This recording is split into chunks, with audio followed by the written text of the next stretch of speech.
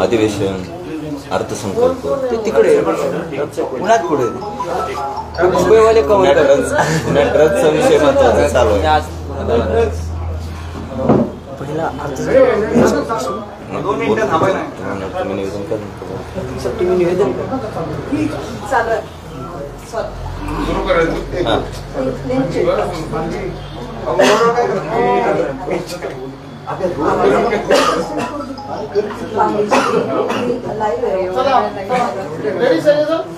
चला बोला. राऊत सरकार राज्याचा अर्थसंकल्प सादर झाला. लागली बहीण योजना नावाने एक योजना सरकारने आणलेली आहे. काल अर्थमंत्री अजित पवारांनी अर्थसंकल्प सादर केला. मात्र आता सोशल मीडियावरती चर्चा आहे की बहिणीच्या विरोधामध्ये जागा लढवणाऱ्या अर्थमंत्र्यांनी लागली बहीण योजना. लाडला भाऊ का नको असं काल माननीय उद्धव साहेबांनी विचारलं आहे ना. या राज्यातले असंख्य भाऊ, लाखो भाऊ बेकार आहेत, बेरोजगार आहेत. महाराष्ट्रातला रोजगार हा गुजरातला पळवला जातो.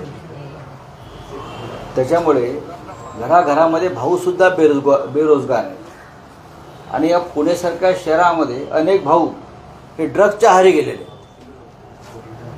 त्या संदर्भात या राज्याचं सरकार, या राज्याचे गृहमंत्री, या राज्याचे अर्थमंत्री यांनी काही भूमिका घेतली असं मला दिसत नाही. आता मी पुण्यातून बोलते. मला कालपासून लोकांनी जी माहिती दिली की पंजाब नंतर किंवा पंजाबच्या बरोबरीला पुणे हे ड्रग्सचं महत्त्वाचं केंद्र बनले. अंमली पदार्थ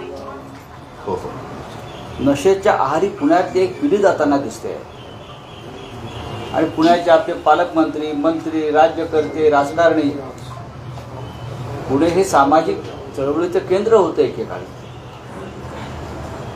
पोलिसांनी कारवाई करण्याचं नाटक केलं, पण राजाश्रय असल्याशिवाय, पोलिसांची मदत असल्याशिवाय, राजकारण्यांचं पाठबळ असल्याशिवाय इतक्या मोठ्या प्रमाणामध्ये पुण्यासारख्या शहरात ड्रग्सचा व्यवहार होईल असं वाटत नाही. आणि ड्रग्स सगळं येते कुठून? तर गुजरातमधून येते.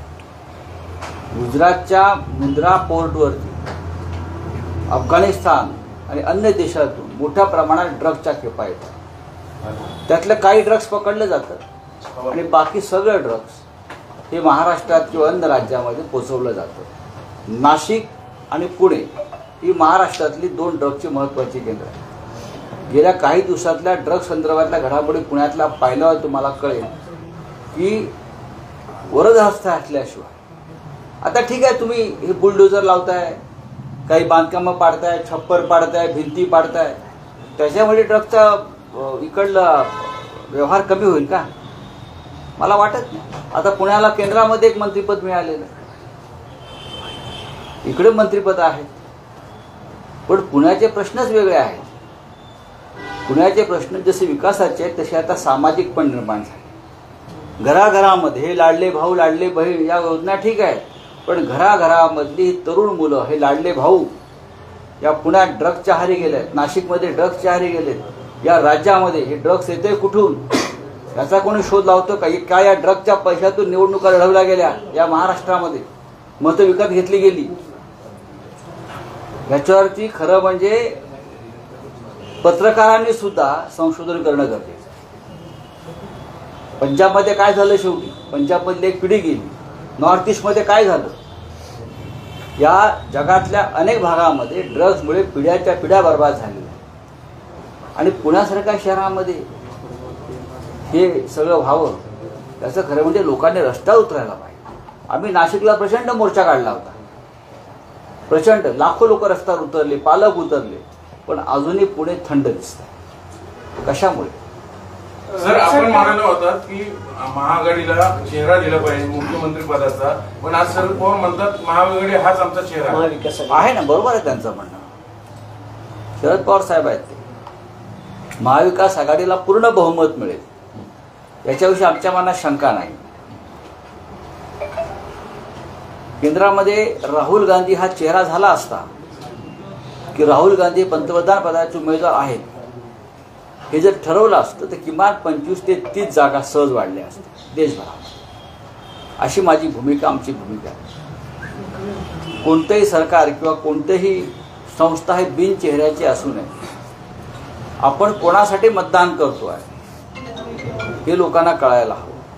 लोकांनी इंदिरा गांधीला मतदान केलं, लोकांनी मोदीला मतदान केलं, लोकांनी राजीव गांधींना मतदान केलं. ठीक आहे, पक्ष असतो, संघटना असतात, आघाड्या असतात, पण आम्ही जेव्हा एकत्र बसू या विषयावर त्या चर्चा करून त्या संदर्भातला निर्णय समोर आपल्या आणू. तुम्ही अजूनही ठामात की चेहरा असावा. बघा, हे आमचं मत आहे.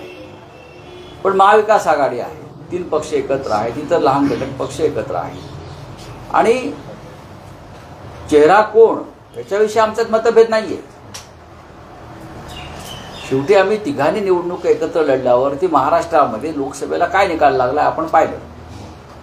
आम्ही कोणत्याही परिस्थितीमध्ये महाराष्ट्रात तिघे एकत्र लढणार आहोत आणि साधारण 175 ते 180 जागा आम्ही जिंकू विधानसभेच्या, हे आम्ही तुम्हाला खात्रीनं सांगतो. फडणवीस म्हणतात उद्धव ठाकरेंना बजेटमधलं काय करते हे स्वतःच ते सांगतायत, तर मग त्यांच्या टीकेला मी कशाला मत होतो. बघा, देवेंद्र फडणवीस यांना फार गांभीर्याने घेण्याची गरज नाही. या राज्याच्या जनतेनं त्यांचं नेतृत्व, त्यांचा पक्ष, बरं का, त्यांच्या आघाड्या यांना झिडकारून लावलेलं आहे. ते स्वतःला नाना फडणवीसांचे मोठे भाऊ समजत होते, बरं का, पण तसं काय नाही आहे. नाना फडणवीस 3.5 शाळांपैकी एक होते. त्या 3.5 शाळांमध्ये यांना स्थान नाही आहे. राऊतसाहेब, अजित पवारांच्या बाबतीमध्ये भाजप सातत्यानं जे काही स्थानिक नेते आहेत टीका करतायत. पुणे जिल्ह्यामधले नेते असं म्हणतात की अजित पवारांना आता महायुतीमध्ये घेऊ नका, कारण अजित पवारांमुळे बरंचसं नुकसान जे आहे ते भाजपबद्दल झाले. आता भाजपवरती टीका केली जाते की उपयुक्तता संपली की भाजप अनेक लोकांना बाहेर काढून देतं. मला कसं भारतीय जनता पक्षाच्या बाबतीत ही जी भूमिका आहे की गरज सरो वैद्य मरो, ही भाजपचं कायम धोरण आहे आणि हे फक्त महाराष्ट्रातलं नाही, तर देशभरातलं आहे. हे देशभरातलं. शिवसेनेनं 25 वर्ष त्यांच्याबरोबर काम केलं आणि आम्ही जो अनुभव घेतला तो देशभरामध्ये इतरांनी सुद्धा घेतलेला. आंध्रमध्ये जगनमोहन आता घेत आहेत, ओरिसामध्ये नवीन बाबू पटनायक घेत आहेत. अनेक ठिकाणी भारतीय जनता पक्षानं लोकांना गरजेपुरतं वापरून घेतलं आणि त्यानंतर गरज संपल्यावर फेकून दिलं. राऊतसाहेब, संसदेत जे खासदारांची शपथविधी झाला, शशी थरूरांनी शपथविधी घेताना जय संविधान म्हणल्यानंतर ओम बिर्लांनी टीका केली आहे, टोकले. यावरून विरोधक आक्रमक होत आहेत. संविधानाचं नाव घेतल्यावर हे गदारोळ होणं कितपत योग्य होतं? या वेळेला लोकसभेत 80% पेक्षा जास्त खासदारांनी जय संविधानची घोषणा देत शपथ घेतली. आपण पाहिलं असेल, जास्तीत जास्त खासदारांनी जय भीम जय संविधान, इस देश में रहना होगा तो जय संविधान कहना होगा, हे आमचं धोरण आहे. का संविधानाची गर्जना करणं, घोषणा करणं हा या देशात गुन्हा आहे का? ओम बिर्ला हे लोकसभेचे अध्यक्ष आहेत आणि ते एका घटनात्मक म्हणजे संविधानिक पदावर बसलेले आहेत. त्यांना संविधानाचा इतका तिटकारा का असावा? त्यांच्या पक्षाचे अनेक लोक इतर वेगवेगळ्या धर्मांच्या घोषणा देत होते, त्याला त्याने आक्षेप घेतला नाही. पॅलेस्टाईन, जय पॅलेस्टाईनला त्याने आक्षेप घेतला नाही. असं म्हणायचं असेल तर जय श्रीरामच्या घोषणा दिल्या, त्या धार्मिकच घोषणा आहेत. जय संविधान ही एक धर्मनिरपेक्ष घोषणा आहे. ज्या संविधानावरती आज देश उभा निर्माण झाला त्या संदर्भात आदरयुक्त काही घोषणा केली तर भारतीय जनता पक्षाला एवढं पोळसोळ उठण्याचं कारण काय? आणि आम्ही जय संविधान बोलणार, बोलत राहणार. तुम्ही आमच्यावरती कोणत्याही कारवाई करा. भाजप संविधान विरोधी वाटते का अशा पद्धतीने? भारतीय जनता पक्ष कायम संविधान विरोधीच राहिलेला आहे. जर 240 पर्यंत भाजपा घसरली नसती तर या देशाचं संविधान नव्यानं लिहिण्याची त्यांची योजना होती. आता त्याने हात वर केले, पण या देशामध्ये नव्यानं संविधान लिहून नवीन घटनाकार नरेंद्र मोदी असं त्या संविधानाच्या पुस्तकावरती येण्याची दाट शक्यता होती. पण या देशाच्या जनतेनं त्यांचा हा डाव उधळून लावला. आम्ही इंडिया आघाडीनं देशाच्या जनतेच्या मदतीनं संविधान बदलण्याचा आणि डॉक्टर आंबेडकरांचं संविधान खतम करण्याचा डाव आम्ही सगळ्यांनी उधळून लावला. याचा त्यांना प्रचंड राग आलेला आहे. सर, खरं तर शेतकऱ्यांसाठी 1 रुपयात विमा योजना सरकारने सुरू केली, त्याच्यासाठी आता 50-100 रुपये मागितले जातात. कालही त्या अर्थसंकल्पामध्ये त्यांनी सांगितलं की 1 रुपयात आम्ही विमा देऊ शेतकऱ्यांसाठी, मात्र तसं काय होताना दिसत नाही. हे सरकार बोगस आहे, हे सरकार डुप्लिकेट आहे, हे सरकार म्हणजे मोदींची नकली संतान आहे, बरं का. हे सरकार शिंदे आणि फडणवीस आणि अजित पवारचं सरकार हे मोदी शहांचं नकली संतान. ते अशा डुप्लिकेट पद्धतीनं वागणार. निवडणुका आहेत उद्या, हे संपूर्ण जे बजेट आहे हे निवडणुकीला डोळ्यासमोर जनतेच्या पैशानं मतं विकत घ्यायचा प्रकार ते करतात. लोकसभा निवडणुकीमध्ये अनेक मतदारसंघात लाखो मतं या लोकांनी विकत घेतली आणि काही ठिकाणी विजय प्राप्त केला. ह्या वेळेला निवडणुकीच्या आधी जनतेच्या पैशानं मतं विकत घ्यायची. वारकऱ्यांना सुद्धा त्यांनी विकत घ्यायचा प्रयत्न केला. दिंडीला 20,000 रुपये वारकऱ्यांनी आपल्याकडे मागितलं होतं. तुम्ही वारकऱ्यांच्या स्वाभिमानावर सुद्धा अशा प्रकारे घाला घालण्याचा प्रयत्न करता. प्रत्येक गोष्ट विकत घ्यायची, हे जे मोदी शहांचं धोरण आहे तेच या महाराष्ट्रामधल्या घटनाबाह्य सरकारने राबवलं. शेतकऱ्यांची फसवणूक होते असं वाटतं. नक्कीच सगळ्यात जास्त स्ट्राईक रेट शेतकऱ्यांचा आत्महत्याचा कुठं असेल तर महाराष्ट्रात, आणि महाराष्ट्रामध्ये अमरावतीमध्ये गेल्या वर्षभरामध्ये 2800 शेतकऱ्यांनी आत्महत्या केल्या. हे रेकॉर्ड होती. अशा तऱ्हेनं महाराष्ट्रातला तुम्ही स्ट्राईक रेट पहा. हे एकनाथ शिंदे म्हणतात ना आमचा स्ट्राईक रेट. या राज्यातला शेतकऱ्यांचा आत्महत्येचा स्ट्राईक रेट हा सगळ्यात जास्त आहे. अजिबात आठवायची गरज नाही, मी तुम्हाला आठवण करून देईन. राऊत साहेब, जे काल बजेट मांडलं ना त्यावरून पवार साहेबांनी काही प्रश्न उपस्थित केले की बाबा राज्यात किती निधी आहे, किती पैसा आहे. त्यावरून प्रफुल्ल पटेलांनी असं म्हटलं की कधीतरी मोठं मन करून सरकारचं कौतुक करा, बजेट उत्तम मांडले. असं प्रफुल्ल पटेल म्हणतात. त्यांनी जे मोठं मन करून ईडीकडून आपली संपत्ती सोडवून घेतली आणि मोदी आणि शहांनी मोठ्या मनानं त्यांची 150 कोटी संपत्तीची ईडीने जप्त केली होती, बरं का, ती प्रफुल्ल पटेलला परत केली. एवढं आमचं मन मोठं नाहीये. आम्ही राष्ट्रवादी लोक आहोत, नॅशनलिस्ट लोक आहोत. एकनाथ शिंदे म्हणतात की उद्धव ठाकरेंनी त्यांच्या काळात सीएम असताना फक्त लाडला बेटा ही योजना राबवली, आम्ही लाडली बहीण चालवली. तुमच्या लाडल्या बेट्याचं काय? तुमचा जो लाडला बेटा सरकारमध्ये हस्तक्षेप करतोय, तुम्ही तुमच्या लाडल्या बेट्याविषयी बोला. आमच्या बेट्याचं काय करायचं आम्ही बघू. तुमचा लाडला बेटा ज्या पद्धतीनं वर्षा बंगल्यावर बसून पोलीस प्रशासन, बिल्डर, बरं का, यांच्याशी मधुर संवाद साधून निवडणुकीची बेगमी करतोय पुढल्या, त्याच्याविषयी बोला. बुलडोझर बाबाही म्हटलं जातंय, महाराष्ट्राचे बुलडोझर बाबा एकनाथ शिंदे. कोणाला? एकनाथ शिंदे जे पुण्यामध्ये ड्रग्ज कारवाई केली, बुलडोझर बाबा म्हणून त्यांच्या. म्हणून ड्रग्ज मिळायचं थांबलंय का?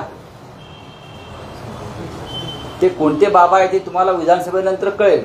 सर, ड्रग्सचा प्रश्न तुम्ही मांडलात. चंद्रकांत पाटील किंवा इतर नेते म्हणतात की तुम्हीही म्हणलात की पुणे सुसंस्कृत होतं, शैक्षणिक होतं. पुण्याला जाणून बुजून बदनाम केलं जातं असं तुम्हाला वाटतं? मला असं वाटत नाही. पुण्यामध्ये ड्रग्स आहेच ना. हे मी आता सांगते, मागच्या वेळेलाही सांगितलं. जेव्हा आम्ही नाशिकला मोर्चा काढला ड्रग्सच्या विरुद्ध तेव्हा मी पुण्याचा उल्लेख केला होता. हे जे पोलीस आयुक्त आहेत पुण्याचे जे आले आहेत ते फक्त जनतेच्या दबावापोटी कारवाया करण्याचं नाटक करत आहेत. त्यांचा जो इतिहास आहे नागपूरपासूनचा तो तुम्ही तपासून घ्या. जे RSSशी संबंधित आहेत त्यांना देवेंद्र फडणवीसांचीच फक्त चमचेगिरी करता येते.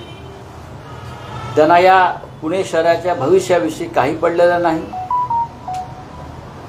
पोर्शे कार प्रकरणात त्यांनी केलेलं उलाढाली जगासमोर आहेत. जनतेच्या दबावामुळे आणि आमदार रवींद्र धंगेकर यांनी जो जागरूकपणा दाखवला त्याच्यामुळे त्यांना नाईलाजानं कारवाया कराव्या लागल्या. सर, राज्यामध्ये सध्या ओबीसी विरुद्ध मराठी, विशेष करून मराठवाड्यात तो वाद सातत्याने पेटवला जातोय. कोण करतंय माहित नाही, तर शोधलं पाहिजे. जरांगेंना सुरुवातीला कोणी ताकद दिली उभ्या महाराष्ट्राला माहिती, त्याच्यात जोर औरंगाबादची जागा. मी असं म्हणत नाही की त्यांना कोणी ताकद दिली, पण त्या संपूर्ण संघर्षाचा फायदा घेण्याचा प्रयत्न झाला. जरांगे त्यांच्या समाजासाठी काम करतायत, इतर काही नेते आहेत ते ओबीसीसाठी काम करतायत. हा संघर्ष या महाराष्ट्रामध्ये यापूर्वी कधीच झाला नव्हता. गेल्या काही वर्षात विशेषतः देवेंद्र फडणवीस यांच्या हाती राज्याचे सूत्र गेल्यावर हा संघर्ष का सुरू झाला, हा खरं म्हणजे तपासाचा विषय। यापूर्वी राज्यात मागण्या होत्या प्रत्येक समाजाच्या, लोक मागत राहिले, संघर्ष करत राहिले, सरकारकडे त्याचा पाठपुरावा करत राहिले, न्यायालयात प्रकरणं गेली। पण देवेंद्र फडणवीस यांच्या हाती या राज्याचं नेतृत्व भाजपने दिल्यानंतर त्यांनी या जातीय आगी लावण्याचं काम केलं आणि हा महाराष्ट्र खतम करून टाकला। आज ओबीसीची सर्वपक्ष बैठक होती, ती पण रद्द झाली। बघू आता काय। सर, हिंदी में पवार साहब ने कहा कि आने वाले चुनाव में महाविकास अघाड़ी ही मुख्यमंत्री का चेहरा होगा, हम एक साथ चुनाव में जाएंगे। कैसे चेहरा होना कितना होना चाहिए? पवार साहब हमारे नेता है, मार्गदर्शक। अगर चेहरा होता है तो आसान होता है वोट मांगने के लिए कि सरकार का नेतृत्व ये नेता करेगा, देश का नेतृत्व राहुल गांधी करेंगे, मोदी करेंगे और कोई करेंगे। लोग चेहरे को भी वोट देते हैं, गठबंधन के साथ, पार्टी के साथ लोग पार्टी को जरूर वोट करते हैं, लेकिन एक बहुत बड़ा वर्ग ऐसा है, परसेंटेज, जो चेहरा देखकर भी वोट देते हैं। भारतीय जनता पार्टी को वोट करने वाले ऐसे बहुत से लोग हैं, वो पार्टी वोट नहीं करते, वो मोदी जी को वोट करते। अब देखिए, पार्टी को बहुत कम लोग वोट करते। अगर राहुल गांधी का नाम प्रधानमंत्री पद के लिए पहले से आ जाता तो मुझे लगता है 25 या 30 सीट हमारी इंडिया आघाड़ी की बढ़ जाती। आप संकेत दे रहे हैं कि महाराष्ट्र में भी जब चुनाव में हो तो चेहरे पर के साथ जाना चाहिए? नहीं, अभी हम देखिए, महाविकास आघाड़ी की जल्दी बैठक हो जाएगी, हम तीनों एक साथ बैठेंगे। कोई भी चेहरा ले लो आप, जिसके ऊपर लोग अपना वोट देंगे, कोई भी चेहरा ले लो। हम कहाँ बोले कि ये चेहरा ले लो। कौन आहे चेहरा आहे तसा? पिछले मुख्यमंत्री तो उद्धव जी थे। उद्धव ठाकरे के चेहरे पर महाविकास आघाड़ी ने लोकसभा में वोट मांगे, लोगों ने वोट दिए है ना। उद्धव ठाकरे साहब की बतौर मुख्यमंत्री जो काम किया था सारे समाज के लिए, राज्य के लिए, तो उद्धव ठाकरे जी के नाम पर और चेहरे पर लोकसभा में वोट मिला है। शरद पवार जी के नाम पर भी वोट मिला है, चेहरे पे तो वोट मिलता ही है। सर, महाराष्ट्रात महाविकास आघाडीकडून असा कोण चेहरा आहे की जो त्याच्या नावावर तुम्ही मतदान मागायला जात? सर, सवाल सीधा है, कौन है महाराष्ट्र चेहरा? होंगे चेहरा, और कितनी सीटों की उम्मीद कर रहे हैं आप विधानसभा?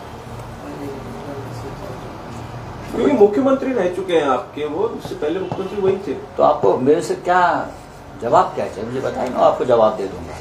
कोण चेहरा आहे महाविकास आघाडीचा? कोण चेहरा आहे दूंगा, वही जवाब कायम रहता है। कोण आहे महाविकास आघाडी? येईल ना आता लवकरच। उद्धव ठाकरेच असतील। लोक सर, हेमंत सोरेन का एक, हेमंत सोरेन को रिहा किया गया। महत्वपूर्ण बात यह है कि हाईकोर्ट ने जब ये आदेश दिया तो कहा कि ऐसा लगता नहीं है कि वो इस पूरे मामले में गिल्टी है, इस स्कैम में। ईडी और सीबीआई ने 10 साल में जितने भी पॉलिटिकल लीडर्स को अरेस्ट किया है, वो किसी के खिलाफ कोई एविडेंस नहीं मिला है। मैं उदाहरण हूं, मुझे पकड़ा था, कोर्ट ने कहा उनका क्या संबंध, उनके पास अगेंस्ट कोई एविडेंस नहीं है। अनिल देशमुख के खिलाफ कोई एविडेंस नहीं है। केजरीवाल जी को पकड़ा है, लेकिन ईडी कोर्ट ने कहा उनके खिलाफ कोई एविडेंस नहीं है, आप उनको परेशान कर रहे। हेमंत सोरेन के बारे में भी यही कहा, लेकिन इस देश की एजेंसी मोदी और शाह की प्राइवेट एजेंसी बन गई है और वो उनके इशारे पर उनके विरोधियों को छल कपट से अरेस्ट कर रही और जेल में डाल रही। हेमंत सोरेन बेकसूर थे, हम पहले से बोल रहे हैं। केजरीवाल जी बेकसूर है, मनीष सिसोदिया निर्दोष है, सत्येंद्र जैन निर्दोष है, अनिल देशमुख निर्दोष थे, संजय राउत निर्दोष थे।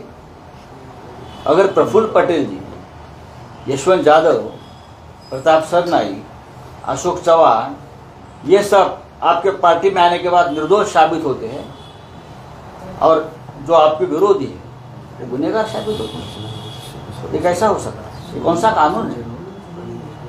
ये कानून आपने घर में लिखा है क्या?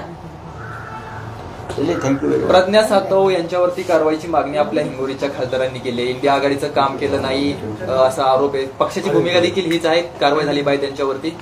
आम्ही चर्चा करू। आमची व्हिडिओ बातमी आवडल्यास लाईक, शेअर आणि समांतर चॅनलला सबस्क्राईब करायला विसरू नका.